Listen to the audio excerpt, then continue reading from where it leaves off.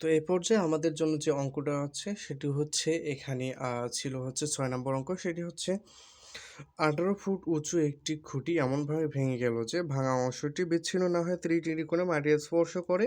খুঁটিটি মাটি হতে কত উঁচুতে ভেঙেছিল? আচ্ছা, আমরা ধরে নেই যে এটি হচ্ছে একটা ১৮ ফুটের একটা কি খুঁটি। তো খুঁটিটি মনে করো ভেঙে গেছে কোথায়? এই জায়গায়। তো ভেঙে কি বলছে? ৩০ ডিগ্রি কোণে মাটি স্পর্শ করে। তার মানে এই মাটিতে এই জায়গায় ৩০ ডিগ্রি কোণ উৎপন্ন করে। ওকে। এখন বলছে মাটি হতে কত উঁচুতে ভেঙেছিল? মাটি হতে কত উঁচুতে ভেঙেছিল? অর্থাৎ এই মাটি থেকে কত উঁচুতে, মানে এইটুকু দূরত্ব আমাদের বের করতে বলছে। যেটুকু দূরত্ব বের করতে বলেছে ওইটুকু দূরত্ব আমরা x দিলাম। ওকে। এখন আপনারা একটা সাইন দিতে পারেন, কোনো সমস্যা না দিলেও কোনো সমস্যা নেই। এখানে আপনারা যেকোনো সাইন দিয়ে দিলেন। তাহলে এইটুকুর আমাদের এইখান থেকে এইটুকু দূরত্ব আমাদের বের করতে বলছে। আচ্ছা, এখানে একটা বিষয়, এই যে এইটুকু অংশই কিন্তু ভেঙে আমাদের এইদিকে পড়ে গেছে। তার মানে এইটুকু দূরত্ব যেটা, এইদিকে দূরত্ব হচ্ছে সেটাই। মানে একই রকম দূরত্ব হবে। তার মানে পুরোটার দূরত্ব যদি x হয় তাহলে এইটুকু দূরত্ব কত হবে? ১৮ - x, যেহেতু পুরোটার দৈর্ঘ্য ছিল কত? ১৮, তাই না? এজন্য এখন কী হবে তাহলে? এইটুকুর মান, এসির মান যদি ১৮ - x হয় তাহলে এইটুকুর মানও কী হবে? ১৮ - x হবে। কারণ আমরা জানি এইটুকুর দূরত্ব মানেই হচ্ছে এইটুকুর দূরত্ব। ক্লিয়ার? এখন আমাদের কিসের মান বের করতে হবে? এইটুকুর দূরত্ব। তার মানে এখানে এটা হচ্ছে লম্ব। তো আমরা যে লম্বের সাথে অতিভুজের সম্পর্ক কি? sin θ। তো sin 30 ডিগ্রি ডিরেক্টলি আমরা লিখব sin 30 ডিগ্রি ইকুয়াল কি? sin θ মানে কি? লম্ব ভাগ অতিভুজ। এই লম্ব ভাগ হচ্ছে অতিভুজ কী দেওয়া আছে? ১৮ - x। ওকে। বা sin 30 ডিগ্রি মান হচ্ছে হাফ x বাই 18 - x।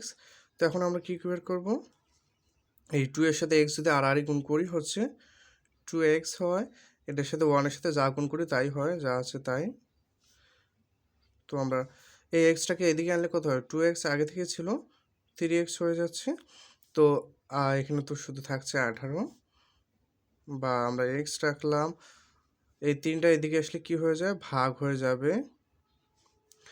তো অতএব x ইকুয়াল 3 দিয়ে যদি 18কে ভাগ দেই, 3 × 3 = 3 × 18, তার মানে 6। দ্যাট মিনস এই x এর মান আমরা পেয়ে যাচ্ছি। এটুকুর মান কত? 6। তার মানে খুঁটিটা কত? মাটি হতে 6 মিটার উপরে কি উঁচুতে ভেঙেছিল। তাহলে 6 মিটার, সরি 6 মিটার না, কেন ফুট দেওয়া আছে। তো 6 ফুট কোথায়? এই হচ্ছে তার অ্যান্সার। এবার 7 নম্বর যে প্রশ্নটা আছে এটা একেবারে একটা ইজি অঙ্ক। এখানে বলছে এটাকে এটা দ্বারা ভাগ করলে আসলে ভাগফল কত হবে? জাস্ট আমরা ভাগ করে দিব এখানে। কি ছিল? a square B cube by C square D ভাগ ছিল a cube B square by C D cube. তো আমরা যদি এটাকে ভাগ করে দিই কী করব? a square B cube by C square D, ভাগটাকে যদি গুণ করি পরের ভগ্নাংশটা উপরে, মানে উপরটা নিচে, নিচেরটা উপরে যায়। তো সি ডি কিউব উপরে যাবে, নিচে আসবে এ কিউব বি স্কোয়ার।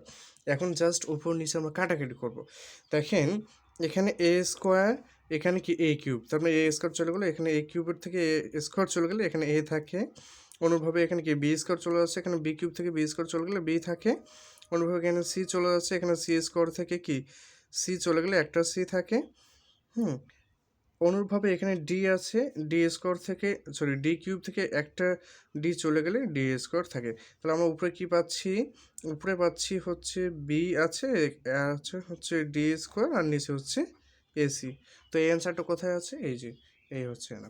এগুলো খুবই বেসিক বিষয়, আপনারা পারবেন ইনশাল্লাহ। পরের অঙ্কটা দেখি।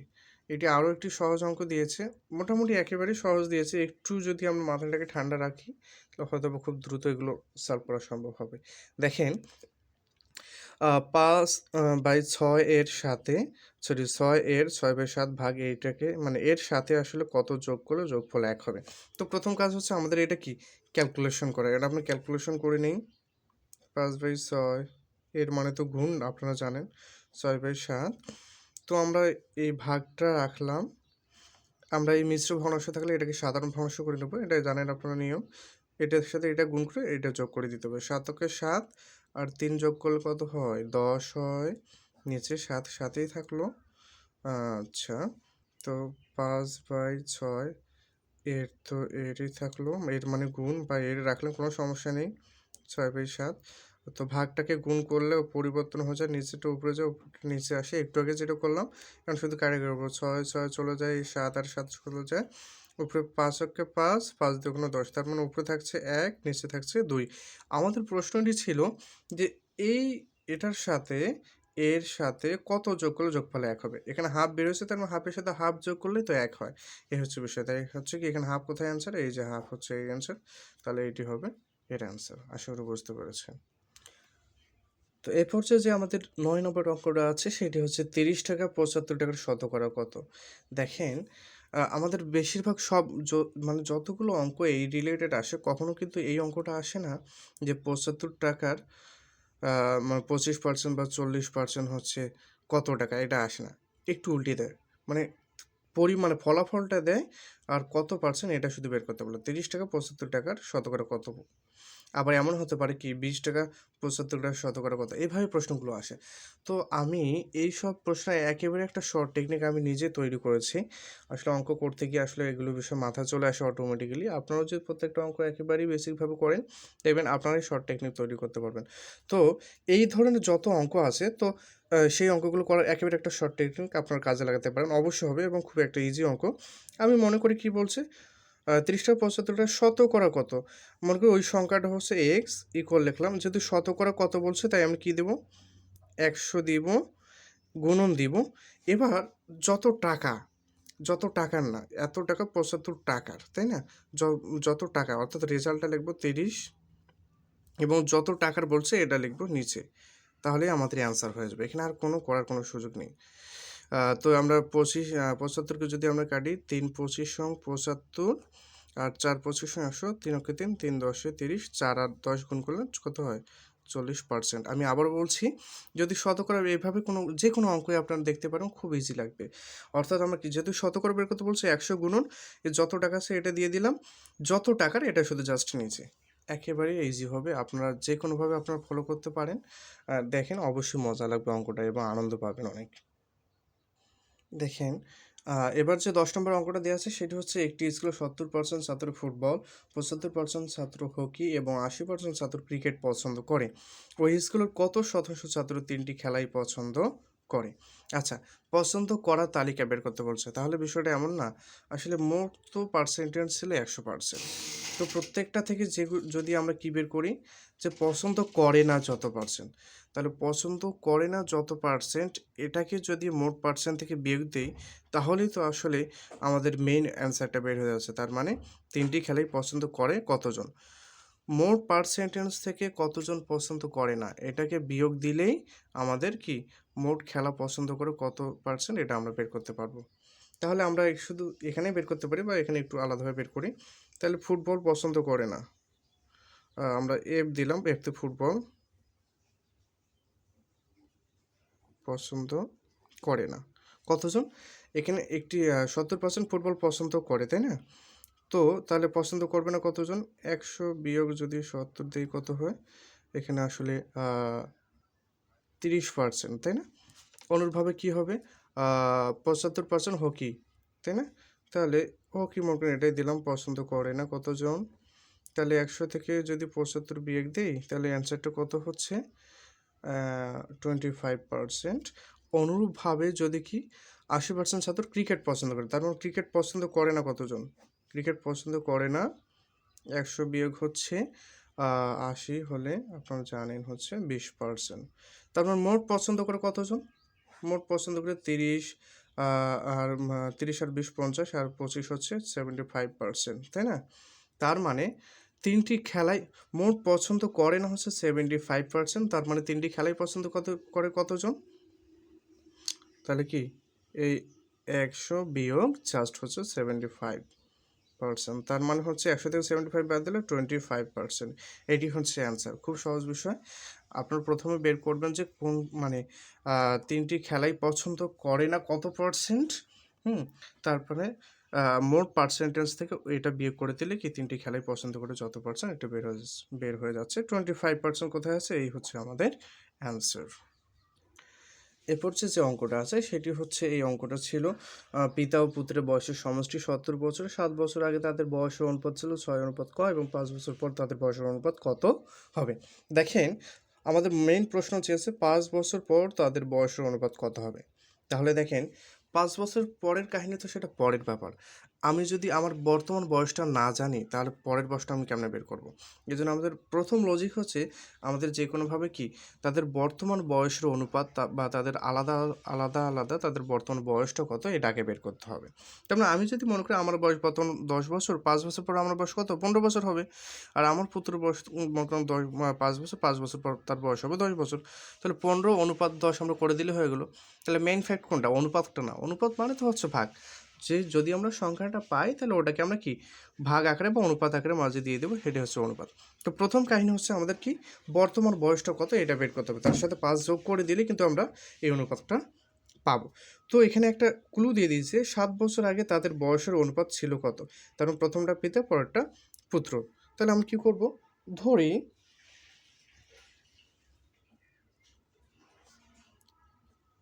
7 বছর আগে পিতার ও পুত্রের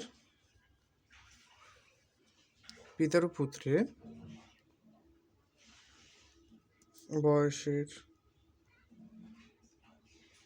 অনুপাত, এখানে কিন্তু 6 এবং 1 দিয়েছে, আমি 6 ক এবং এটা হচ্ছে কি শুধু ক মানে 1। তাহলে বর্তমান তাদের বয়স কত হবে, বর্তমান অনুপাত কত হবে, একটু শর্টকাট করছে, আমরা তো রিটেন আমাদের করার উদ্দেশ্য না, জাস্ট অঙ্কটা। বর্তমান তাদের বয়সের অনুপাত হচ্ছে কত, যেহেতু 7 বছর আগে এটা ছিল তাহলে বর্তমান হচ্ছে 7 বছর প্লাস হচ্ছে, তাহলে পিতার হচ্ছে 6 ক